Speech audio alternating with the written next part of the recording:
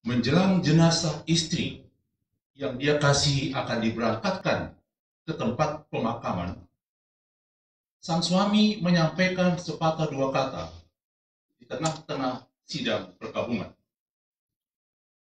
Paling tidak ada dua yang disampaikan. Ada dua poin yang disampaikan oleh suami di tengah-tengah sidang perkabungan itu. Yang pertama adalah rasa duka yang sangat mendalam yang dia rasakan bersama-sama dengan anak-anaknya.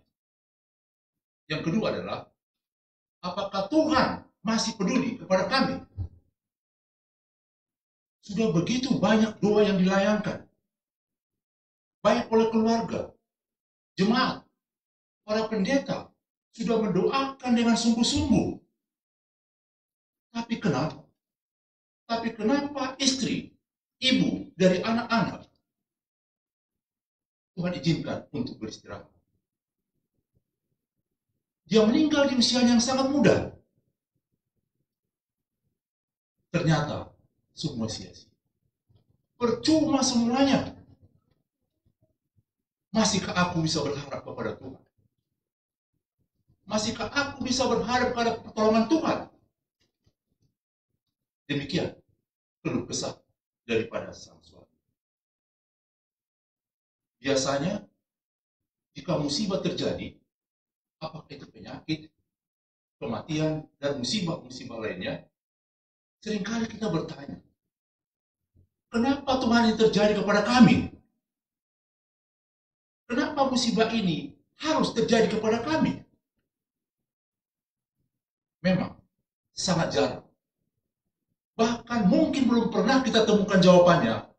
Kenapa kepada kami ya Tuhan? Kita belum pernah mendapatkan jawaban atas pertanyaan tersebut. Judul khotbah yang akan saya sampaikan pada pagi hari yang indah ini adalah Jawablah Aku. Shalom, selamat sahabat buat kita semua. Shalom. Terima kasih atas kesempatan diberikan kepada saya untuk menyampaikan firman Tuhan di pagi hari yang indah ini. Dan saya sangat bersyukur oleh karena kita semua dalam keadaan sehat.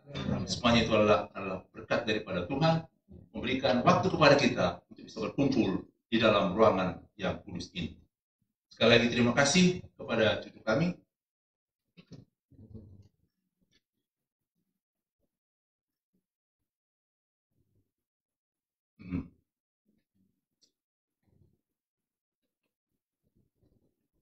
Ketika Lazarus sakit keras,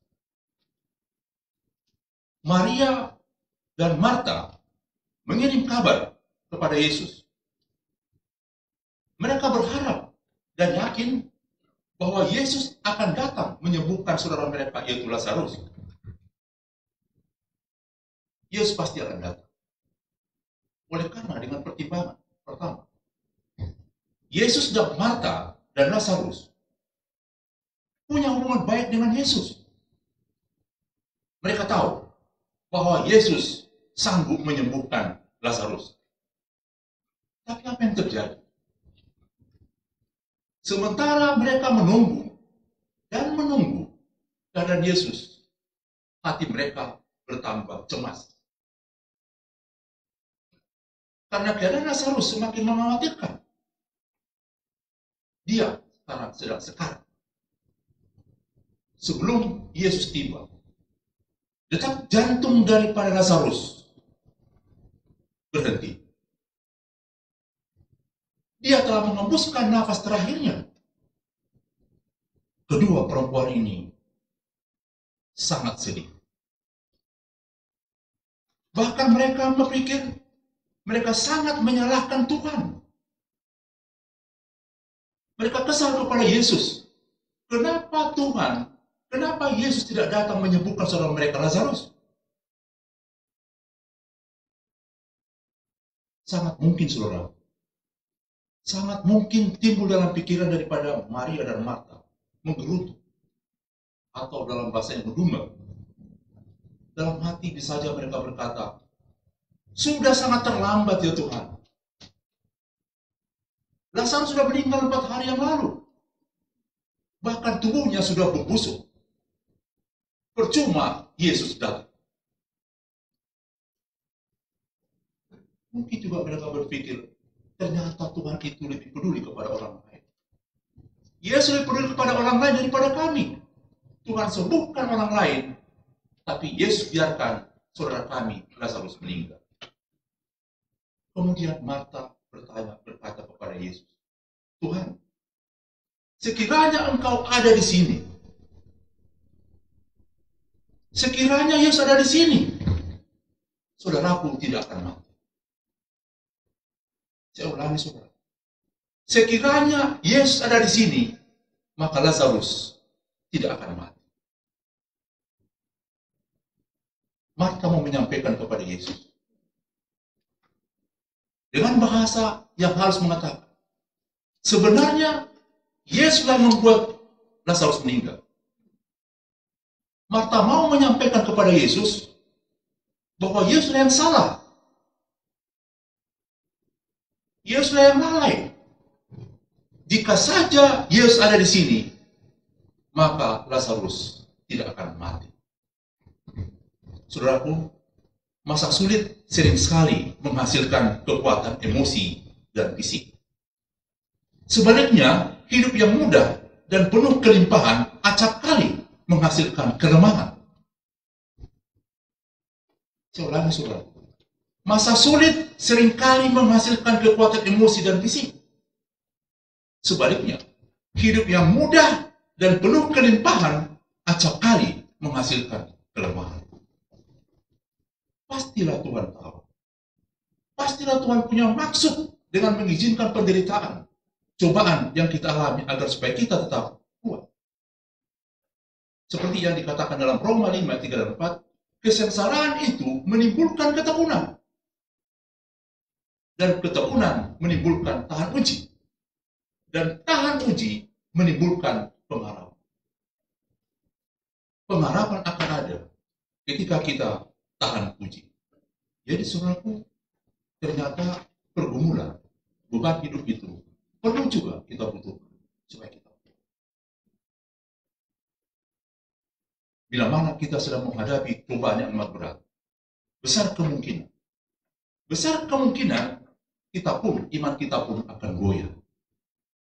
Lalu, dan bertanya dalam hati, apakah sudah tepat?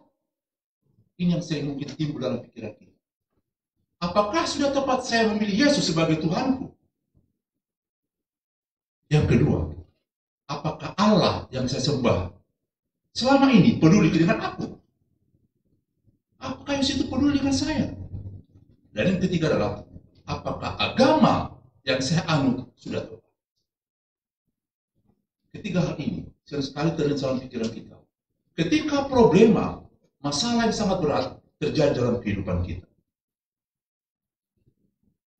Memang, di saat badai dan gelombang sedang menghantam kita, saat itulah akan terlihat apakah kita tetap teguh mempertahankan iman kita, atau sebaliknya kita akan goyang. Habakuk adalah seorang nabi yang pernah protes kepada Allah. Seorang nabi, sekarang dia mau protes kepada Allah. Di dalam Habakuk 1 ayat 2 mengatakan, berapa lama lagi ya Tuhan? Berapa lama lagi aku berteriak, tetapi Engkau tidak dengar. Aku berseru kepadamu, penindasan, tetapi Kau tidak tolong. Berapa lama lagi Tuhan? Aku sudah berteriak, tetapi Kau tidak dengar. Aku berseru kepadamu, penindasan terjadi, tetapi tidak Kau tolong. Sungguh mengerikan, bahkan Habakuk tidak bisa terima apa yang terjadi kepada bangsa Israel.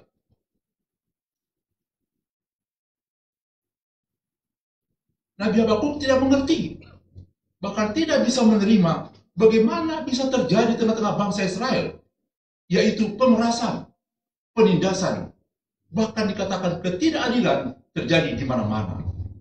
Itulah yang membuat sehingga Habakuk berpikir, terlintas dalam pikirannya. Dia protes kepada Tuhan. Berapa lama lagi ya Tuhan aku melihat ini? Aku sudah berteriak, engkau tidak mendengarkan. Kenapa orang fasik? Kenapa orang jahat justru mengepung dan menindas orang yang benar? Kenapa Tuhan? Kenapa orang fasik ini justru menindas orang yang benar? Ini tidak adil Tuhan. Ini tidak adil ya Tuhan. Ketidakadilan itulah yang dilihat daripada Habakuk, yang membuat dia gusar dan berseru, di manakah keadilanmu ya Tuhan? Saudaraku, alangkah angkuhnya Habakuk yang meragukan tentang keadilan Allah dengan mengatakan, di manakah keadilanmu?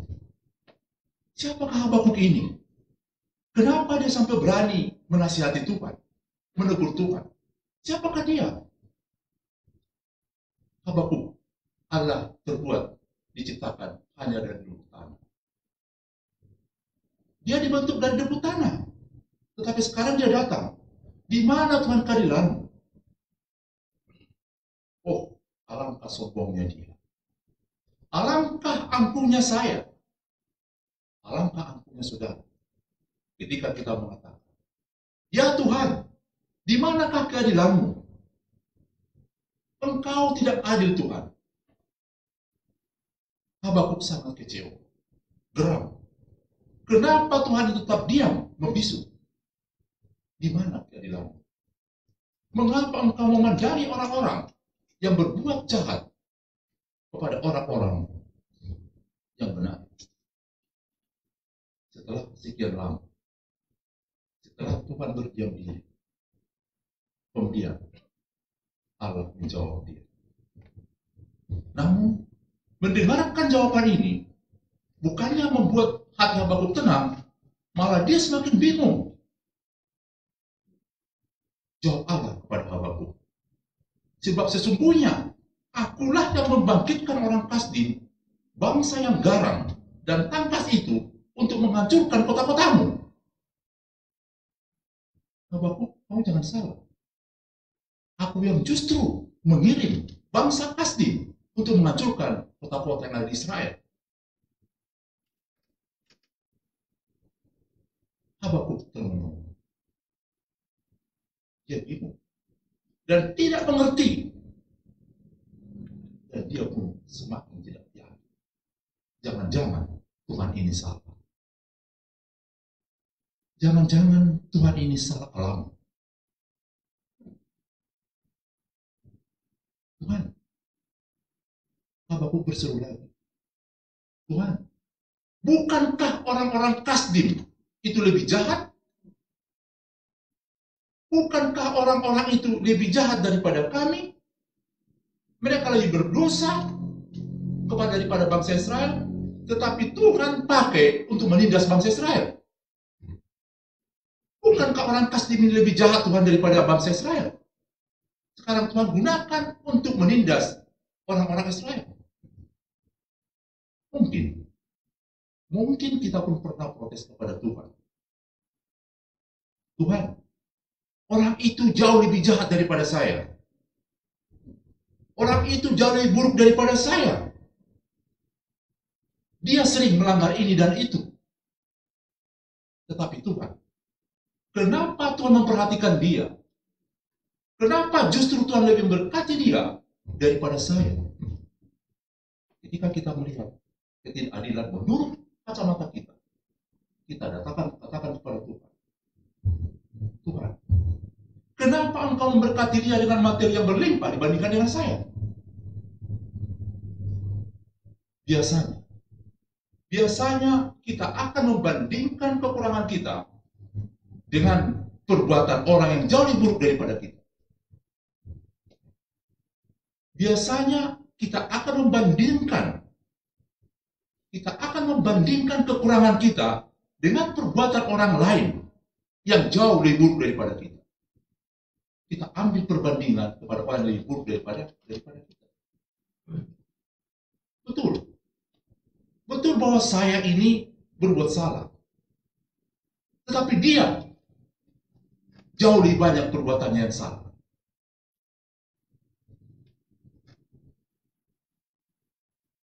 Dia lebih jahat daripada saya. Saudaraku, tentu saja Tuhanlah yang mengizinkan. Bahkan Tuhanlah yang memberikan penderitaan pencobaan itu dengan maksud agar supaya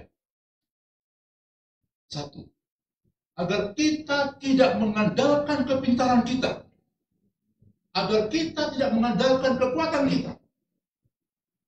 Yang kedua, agar kita tidak mengandalkan kekuatan orang-orang yang ada di sekitar kita. Bisa saja saudara, Tuhan mengizinkan pencobaan ini, penderitaan ini, kita akan hadapi. Oleh karena, jangan sampai kita mengandalkan kepintaran kita. Jangan sampai kita mengandalkan kekuatan orang-orang yang ada di sekitar kita. Dan yang ketiga, agar kita hanya mau mengandalkan Tuhan dan menengadah ke atas memohon pertolongan. Saudaraku, seringkali kita tidak tahu apa maksud Tuhan mengizinkan penderitaan ini terjadi kepada kita. Alkitab mengatakan bahwa kita tidak mempunyai kemampuan untuk memahami pikiran Allah. Pikiran Allah tidak terbatas. Kita tidak tahu bagaimana Tuhan campur tangan dalam kehidupan kita. Seperti ayat yang mengatakan dalam Roma 11, ayat 33 bagian B. Sungguh tak terselidiki keputusan-keputusannya, dan sungguh tak terselami jalan-jalan. Lanjutkan dengan ayat yang kedua. 1 Korintus 2 ayat 16. Sebab siapakah yang mengetahui pikiran Tuhan? Siapakah yang sanggup mengerti akan pikiran Tuhan? Sehingga ia dapat menasihati Tuhan. Saudaraku, bukankah sering kita sok pintar, sok hebat, sok kita punya iman yang kuat? Saudaraku, ayat ini mengatakan, sebab siapakah yang mengetahui pikiran Tuhan?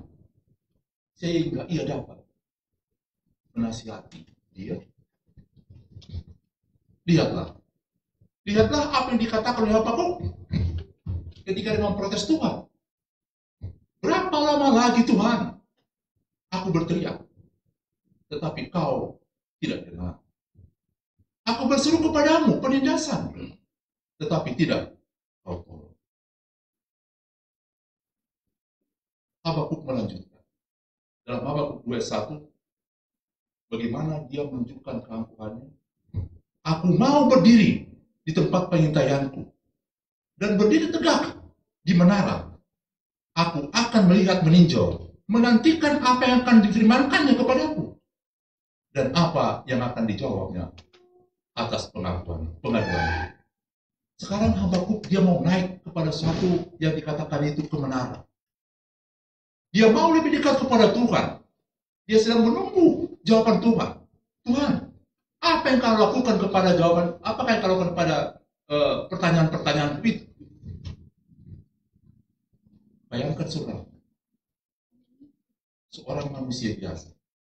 Sekarang mari ke menara. Dia mau lihat, aku mau tunggu Tuhan. Kau mau berbuat apa? Sungguh Habakuk sangat lancang.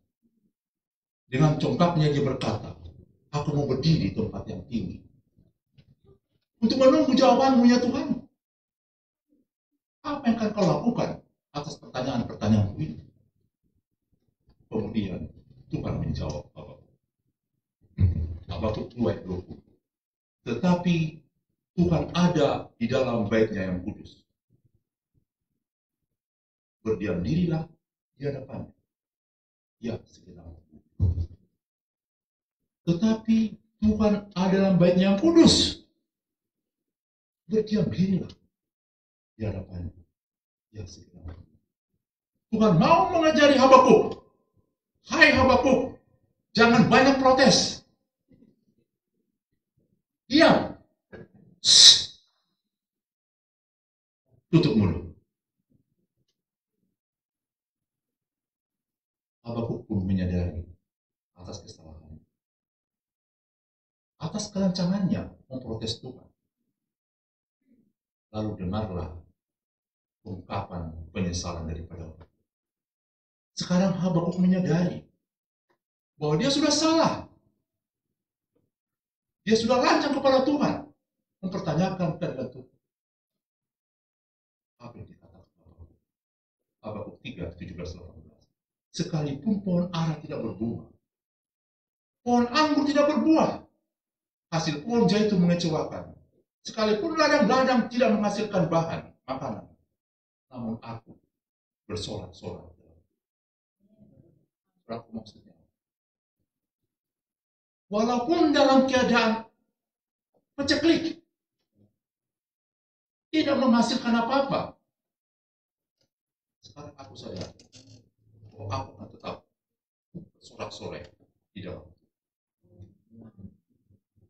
Berapakah di antara kita? Ketika kita menghadapi problema, beban yang sangat berat, lalu kita salahkan Tuhan. Terlalu berat ini beban ini Tuhan. Kenapa Engkau izinkan beban ini saya tanggung?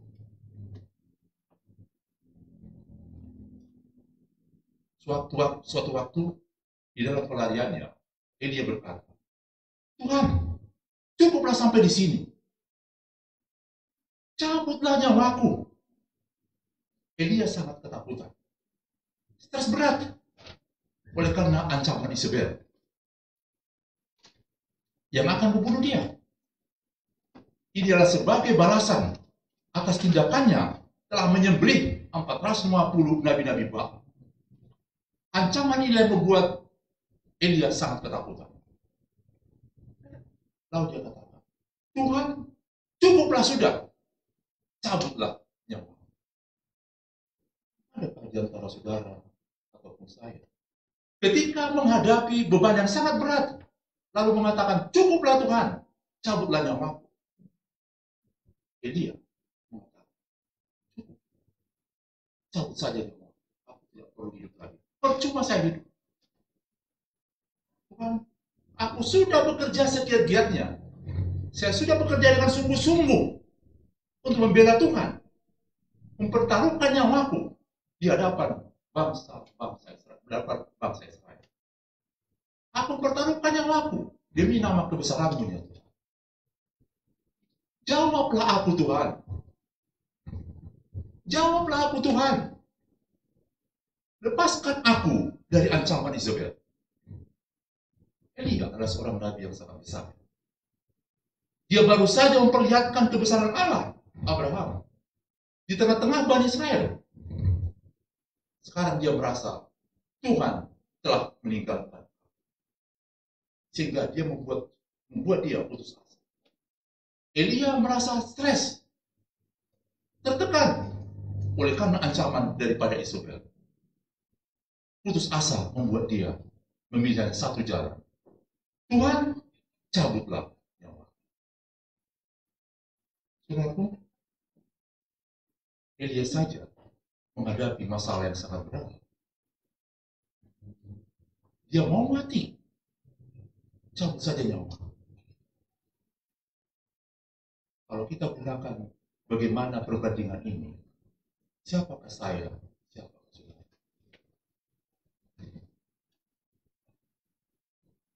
Siapakah saya dibandingkan dengan Elia?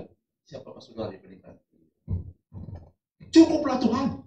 Jawablah aku. Mungkin saja saudaraku, ketika kita bergumul, ketika saudara menghadapi masalah, Tuhan berdoa kepada Tuhan, sungguh-sungguh, tetapi kita merasa Tuhan tidak menjawab. Kita merasa bahwa jawaban Tuhan adalah bila mana Tuhan mengabulkan permohonan kita.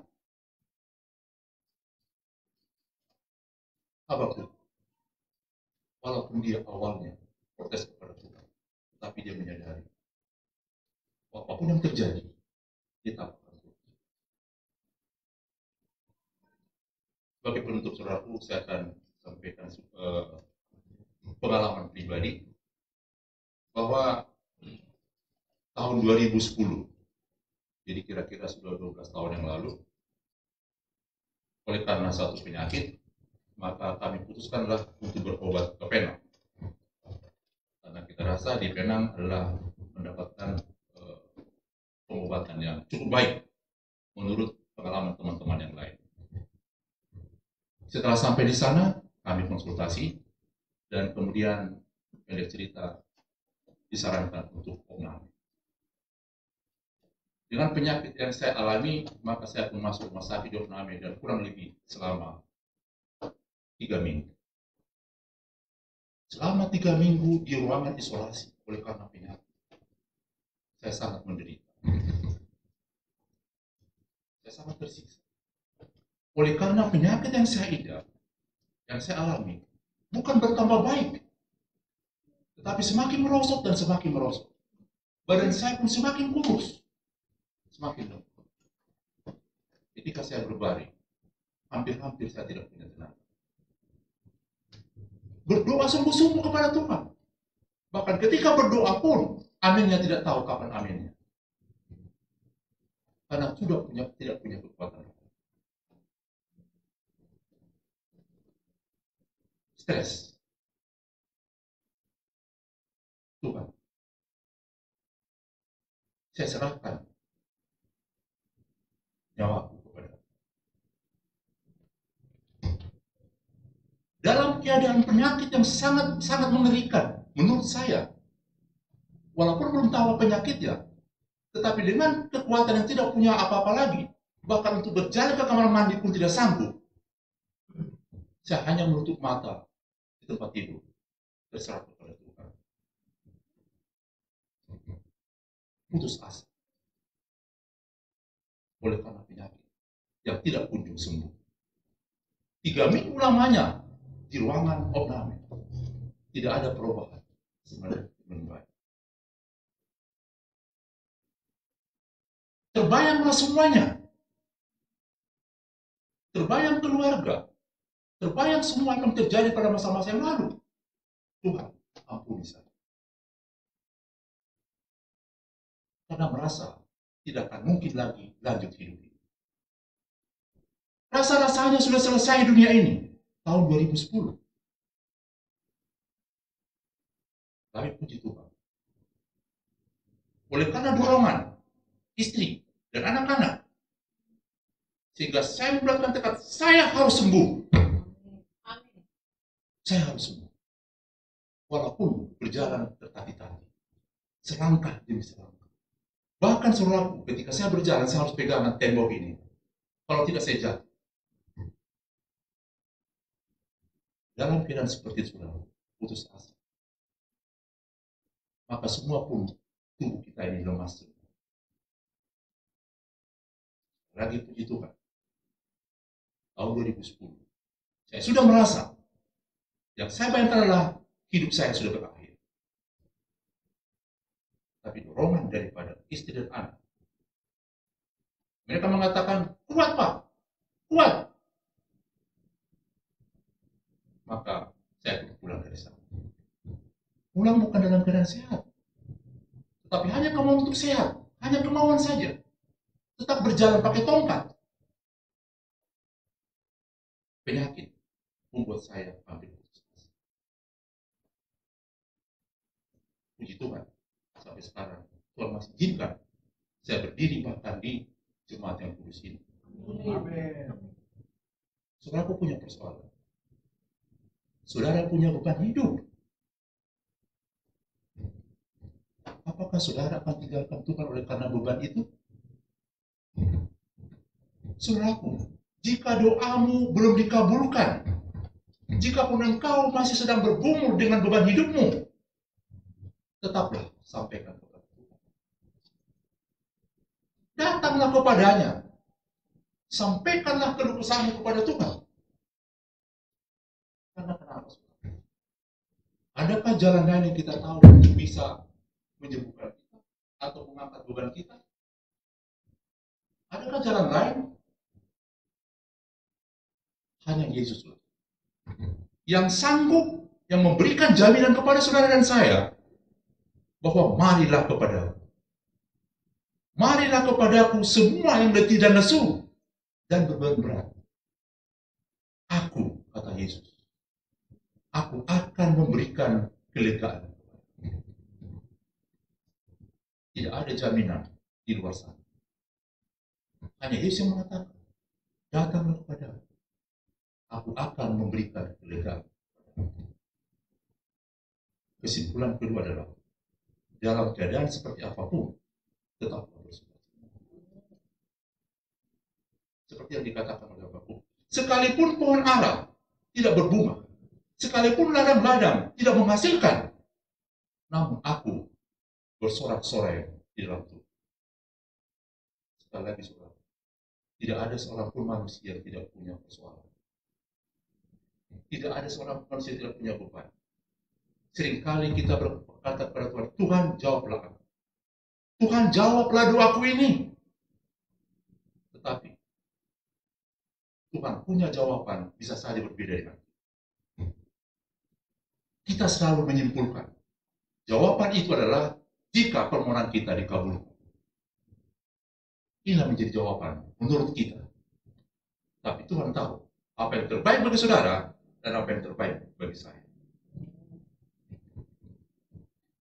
Tetaplah dalam kebenaran Tuhan. Jangan tinggalkan kebenaran ini. Hanya Yesuslah satu-satunya jalan kehidupan kita. Saya sampaikan firman Tuhan ini di dalam nama Bapa, Anak, dan Roh Kudus. Amin. Amin.